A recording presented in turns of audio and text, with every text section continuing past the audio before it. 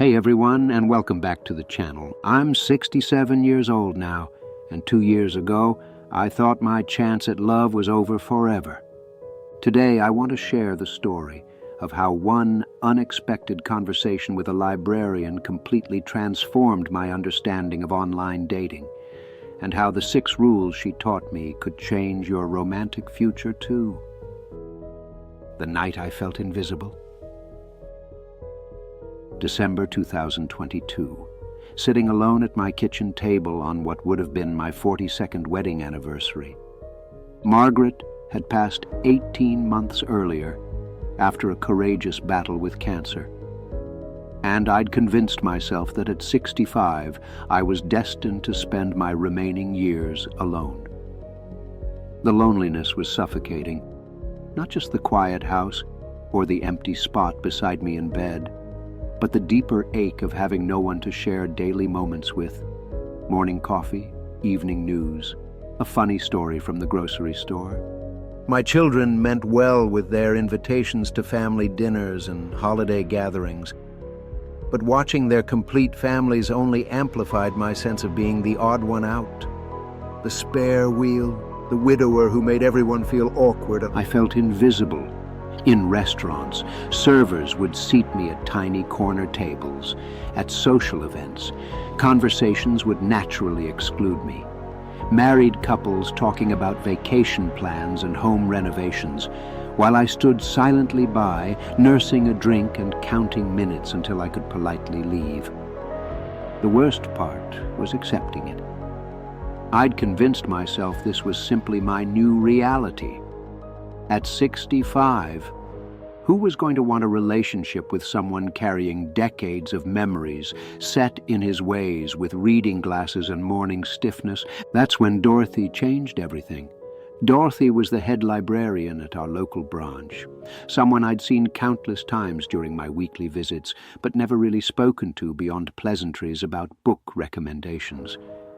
She was probably in her early 60s, with kind eyes behind stylish frames and the sort of gentle confidence that comes from spending decades helping people find exactly what they're looking for. On this particular Tuesday morning, I was returning a biography when she noticed the stack of self-help books I'd been checking out. Titles about grief, moving forward alone, accepting life changes. "Robert," she said gently, "may I ask you something personal?" I nodded, bracing myself for the usual sympathy about Margaret's passing. Instead, she surprised me. "Are you planning to spend the rest of your life alone?" The directness caught me off guard. "Well, at my age, I figured," she smiled. "I asked because I see a lot of people your age who've convinced themselves their story is over, when really they're just starting a new chapter. May I share something with you?" Dorothy's secret, love at 62. 20 minutes later, I was sitting in Dorothy's office behind the circulation desk, feeling like I was about to receive the most important lesson of my life. "Robert," she began, "3 years ago I was exactly where you are now. My husband of 35 years had passed, and I was convinced that at 59, my romantic life was finished." She pulled out her phone and showed me a photo. Dorothy and a distinguished gentleman with silver hair, both beaming at the camera with the unmistakable glow of new love. "This is Harold. We met online 18 months ago and got married last spring." I nearly fell off my chair. "Online? But aren't those sites full of scammers and people looking for casual—" Dorothy laughed. "That's exactly what I thought. But my niece finally convinced me to try, and I'm so grateful she did. The key is knowing how to do it safely and authentically." "How did you figure it out?" Her expression grew serious. "Trial and error, unfortunately. I made every mistake you can imagine before I learned the 6 essential rules that changed everything."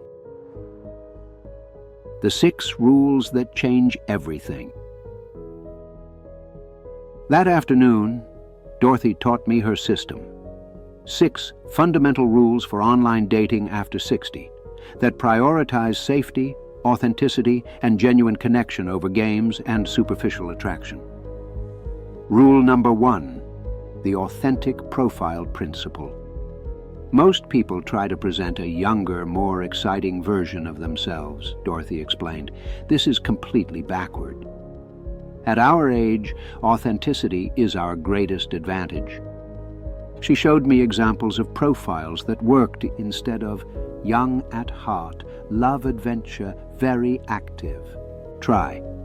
Comfortable with who I am. Enjoy quiet dinners and good books, occasional walks in nature. Instead of photos from 10 years ago.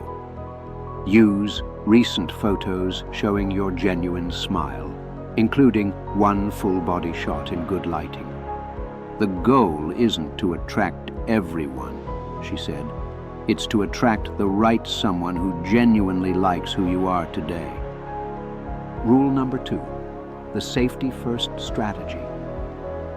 This is non-negotiable, Dorothy emphasized. Before any personal information is shared, before any meetings are arranged, you must verify they're real and trustworthy. Dorothy's safety checklist. Never share your address, full name, or financial information in messages. Always meet in public places for the first 3 to 5 dates. Tell a friend or family member where you're going and when you'll be back. Video chat before meeting in person to confirm they match their photos. Trust your instincts. Any pressure or rush to meet is a red flag. Keep conversations on the platform initially, rather than moving to personal phone numbers immediately. I had one gentleman who seemed lovely, but kept pushing to meet at my house on the second conversation. That's an immediate red flag. Rule number 3, the conversation quality test. At our age, Dorothy said, physical attraction is important, but conversation compatibility determines relationship success. Her conversation quality indicators: do they ask questions about your life, interests, and experiences? Can they discuss topics beyond themselves? Do they remember details from previous conversations? Are they curious about your opinions and perspectives? Can they engage in both serious and light-hearted exchanges? Harold and I exchanged messages for 3 weeks before meeting. By the time we had coffee, we already knew we enjoyed each other's minds. Rule number 4, the timeline boundary. Younger people might rush into physical intimacy or exclusive commitments, but we have the advantage of patience, Dorothy explained. Her recommended timeline: Weeks 1 and 2, platform messaging, getting to know basic interests and backgrounds. Week 3 and 4, phone calls or video chats to assess conversation flow. Week 5 and beyond, first public meeting, coffee or lunch, 1 hour maximum. Following weeks, gradual progression based on mutual comfort level. Never let anyone pressure you to move faster than feels natural. The right person will respect your pace. Rule number 5, the red flag recognition system. Scammers and inappropriate people target our age group specifically, Dorothy warned. They assume we're lonely and financially stable, but less tech-savvy. Dorothy's red flag checklist. Professes love or intense feelings within days or weeks. Claims to be traveling, military, or unable to meet immediately. Asks about your financial situation early in conversations. Has very few photos or photos that look too professional. Stories about their life don't add up or change between conversations. Poor grammar or language that seems copied from templates.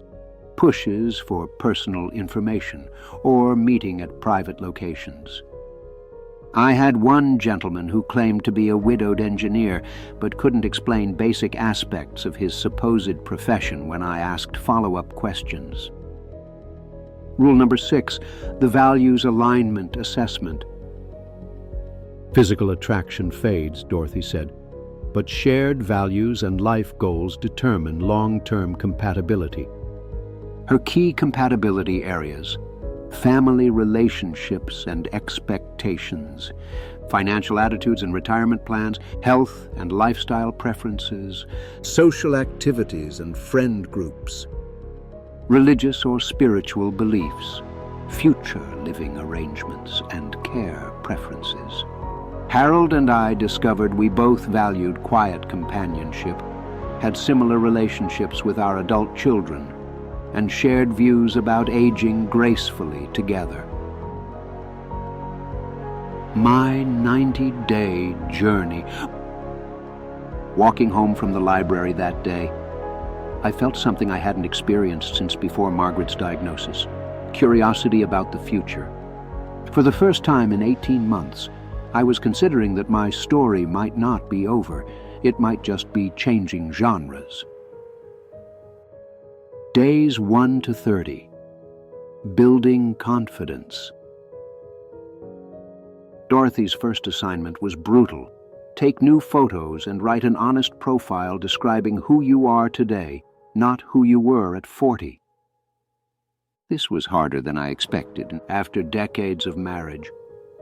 I'd forgotten how to describe myself as an individual rather than half of a partnership.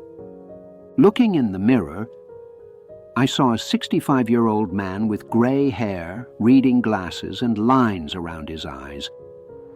But Dorothy had taught me to reframe this. I saw someone with wisdom, kindness, and the confidence that comes from surviving life's challenges. My profile highlights recently widowed after 40 wonderful years of marriage, retired high school history teacher who still loves learning, enjoys quiet mornings with coffee and crosswords, values honest conversation and gentle humor, looking for companionship and shared experiences. For photos, I asked my daughter to take some recent shots, me reading in my favorite chair, working in my small garden, smiling genuinely at the camera. No filters, no deception, just me as I actually am. The first week online was humbling. I received very few messages, and most were clearly automated responses. But Dorothy had warned me, quality over quantity. You're not trying to be popular, you're trying to find one compatible person. Days 31 to 60, learning the landscape. Dorothy was right about the learning curve. Online dating has its own language, etiquette, and rhythm that takes time to understand. I learned to spot red flags quickly. Sarah claimed to be 58, but used photos that looked decades younger. When I mentioned this during our phone call, she became defensive and accusatory. Linda seemed lovely until she started asking about my retirement savings during our third conversation. Catherine professed deep feelings after exchanging just 5 messages. But I also connected with genuine women. Patricia, a retired nurse whose honesty about her own widowhood experience created immediate understanding. Joan, a former teacher like myself who shared my love of historical documentaries and quiet weekends. Susan, whose profile photos showed her genuine smile and whose messages revealed both intelligence and kindness. Days 61 to 90, finding my rhythm. By the 3rd month, I'd developed confidence in the process. I learned to trust Dorothy's system and my own instincts. I went on coffee dates with 6 different women. 4 were pleasant but clearly not compatible, different life goals, communication styles, or simply no romantic spark. 1 was lovely, but made it clear she was looking for someone more financially ambitious. The 6th was Elena. Meeting Elena when you know. Elena was 63, had been divorced for 8 years, and worked part-time at a botanical garden. Her profile photos showed her genuine smile, and mentioned her love of mystery novels and weekend farmers markets. Our messages revealed similar values. We both preferred quiet evenings to busy social lives, valued honesty over drama, and had close relationships with our adult children without being overly dependent on them. Our first phone call lasted 2 hours, without either of us noticing the time pass.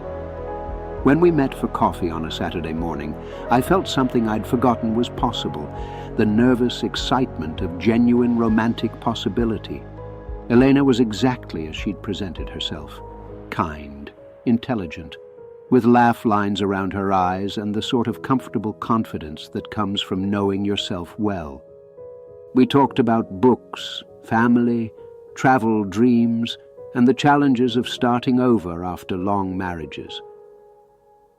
"You know what I appreciate most about dating at our age," Elena said during our second coffee date. "We know who we are.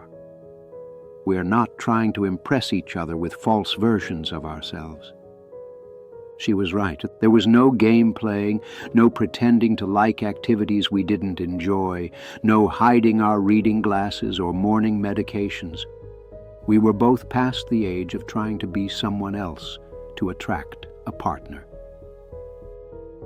Building something real, 6 months later. 6 months after that first library conversation with Dorothy, Elena and I had developed a relationship that surprised both of us with its depth and naturalness. We weren't rushing toward major commitments, but we weren't afraid of them either. We had dinner twice a week, spent most weekends together, and had introduced each other to our families. The physical aspect developed gradually and naturally. Hand-holding during movies, comfortable embraces, the sort of intimate affection that grows from genuine care rather than pure passion. More importantly, we'd become genuine companions. Elena was someone I looked forward to sharing my day with, whose opinion I valued, who made me laugh and challenged me to try new experiences. We took a weekend trip to a small coastal town, visited botanical gardens, attended community theater performances. Nothing dramatic or exotic, just the sort of shared experiences that create connection and memories. The psychology that changes everything. The most profound change wasn't romantic, it was psychological. Before, I saw myself as a widower, defined by loss, with my best years behind me. After, I saw myself as someone with a rich past who was still actively creating his future, capable of new love without dishonoring old love. Dorothy helped me understand that loving again doesn't diminish what Margaret and I shared. It honors it by demonstrating that our marriage taught me how to be a good partner. Why age is actually your advantage in online dating. One of my biggest mental barriers was believing online dating favored younger people. Dorothy and my own experience proved the opposite: authenticity over performance. At 60 plus, we're past pretending to be someone we're not. This authenticity attracts genuine connections. Clear priorities. We know what we want: companionship, shared values, emotional connection, rather than trying to figure out ourselves through relationships. Communication skills. Decades of life experience have taught us how to have real conversations, resolve conflicts constructively, and express our needs clearly. Financial stability. Most people our age aren't looking for someone to financially support them, which removes a major source of relationship stress. Life experience. We bring wisdom, perspective, and emotional maturity to relationships that younger people haven't yet developed. Your 30-day action plan. If this resonates with you, here's how to start safely. Week 1, self-assessment. Write an honest description of who you are today. Identify what you're genuinely looking for in a companion. Take or have someone take current, flattering photos. Research reputable dating sites for mature adults. Week 2, Profile Creation. Choose one reputable platform to start with. Create your authentic profile following Dorothy's guidelines. Review profiles of others to understand what attracts you. Start browsing without pressure to contact anyone yet.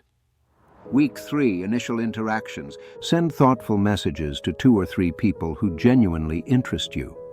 Focus on asking questions about shared interests. Respond promptly, but not desperately, to any messages you receive. Practice Dorothy's safety guidelines from the beginning. Week 4, Building Confidence. Engage in longer conversations with promising connections. Suggest phone calls with anyone you'd like to know better. Plan your first public meeting with safety protocols in place. Remember, rejection is redirection, not a reflection of your worth. Common concerns answered. I'm not good with technology. Most dating sites are designed to be user-friendly. Ask a tech-savvy friend or family member to help with initial setup, but learn to manage messages yourself for privacy. What about my late spouse's memory? Honoring past love doesn't prevent future love. Many successful late-life relationships involve 2 people who had happy marriages and bring that experience to their new partnership. I don't look like I used to. Neither does anyone else your age. The right person will be attracted to who you are now, your smile, your kindness, your life experience. What if my family disapproves? Adult children sometimes struggle with parents dating, but most eventually want their parents' happiness. Go slowly, communicate openly, and give them time to adjust. I'm afraid of being hurt again. Emotional risk is part of love at any age, but the risk of remaining isolated and lonely is often greater than the risk of opening your heart again. The real transformation. At 65, when I lost Margaret, I thought my capacity for romantic love had died with her. I believed I was entering a phase of life focused solely on memories rather than new experiences. Now, at 67, I wake up knowing someone cares whether I slept well. Someone wants to hear about my day. Someone looks forward to our evening phone calls. I'm not trying to recreate my marriage with Margaret. That was a different relationship for a different stage of life. My relationship with Elena is something new, built on who we are today, with room for both our pasts and our future together. Dorothy's follow-up wisdom. Last month, I visited Dorothy at the library to update her on my progress. She and Harold had just celebrated their 2nd wedding anniversary. "You know what I've learned about love after 60, she said. It's not about finding someone to complete you. We're already complete. It's about finding someone who enhances who you've already become." She was right. Elena doesn't fill a hole in my life. She adds richness to an already full existence. The other thing, Dorothy continued, is that we get to love with full knowledge of how precious it is. We don't take it for granted the way younger people might. The lesson in courage. Dorothy's experience taught me that online dating after 60 requires a different kind of courage than dating in your 20s or 30s. We're not risking just our hearts. We're risking our dignity, our safety, and our peace of mind. But the potential reward, genuine companionship with someone who appreciates our full selves, makes the risk worthwhile. When your security comes from self-knowledge and life experience rather than external validation, you can approach online dating from a position of strength rather than desperation. The community connection. Meeting Elena through online dating created something I hadn't expected, a broader social circle. Through Elena, I met other couples who had found love later in life. We discovered a whole community of people navigating similar journeys, some newly divorced, some widowed, all learning that life after 60 can include new romantic chapters. We attend dinners, theater performances, and travel in small groups. Instead of the social isolation I'd feared, I'm more socially connected than I've been in years. Planning for the future. At 67, Elena and I are thoughtfully discussing our long-term plans. We're maintaining separate residences for now, but spending increasing time together. We've introduced each other to our financial advisors to ensure we're both protected. We've had honest conversations about health concerns, end-of-life preferences, and family responsibilities. We're planning a European river cruise for next spring, something I never imagined doing again. Love after 60 includes practical considerations that younger couples don't face, but addressing them openly has strengthened rather than complicated our relationship. The letter to my grieving self. If I could write to myself on that lonely anniversary evening in 2022, I'd say, "Your grief is valid and necessary. Don't rush it or apologize for it, but don't let it convince you that your story is over. Margaret loved you deeply. She would want you to be happy. The capacity for love that she helped develop in you doesn't die with her. It's part of who you are. And someday, when you're ready, it will be a gift you can offer someone new." Your starting point. If you've made it this far, you're probably feeling both inspired and intimidated. That's completely normal. I felt the same way. Here's your first assignment. Have one honest conversation this week with one person about your thoughts on dating again. Don't commit to anything, don't make any dramatic announcements. Just talk to a trusted friend, adult child, or sibling about whether you think you might be ready to consider companionship again. Listen more than you talk. Ask their honest opinions. Take notes if they offer practical suggestions. That's all, just one conversation. But I predict that conversation will lead to self-reflection, which will lead to possibility, which will lead to action, which will build confidence for your first online profile. The Sunday dinner promise. Every Sunday, I still have dinner with my family. But now, instead of sitting quietly while married couples discuss their plans, Elena and I share stories about our week and contribute to vacation planning discussions. Last week, my daughter said something that brought tears to my eyes. "Dad, watching you open your heart again after losing Mom has shown us that love doesn't have expiration dates. You've proven it's never too late for happiness." That's my promise to you. It's never too late to open your heart to new love. It's never too late to discover that your capacity for companionship remains strong. It's never too late to find someone who appreciates the person you've become through decades of life experience. The final truth. Dorothy taught me that true love after 60 isn't about recapturing youth. It's about sharing wisdom. It's not about finding someone to take care of you. It's about finding someone to enjoy life with. You have wisdom worth sharing. You have love worth giving. You have stories worth telling. to someone who wants to hear them. The tools are available, the opportunities exist. The only question is whether you'll give yourself permission to try.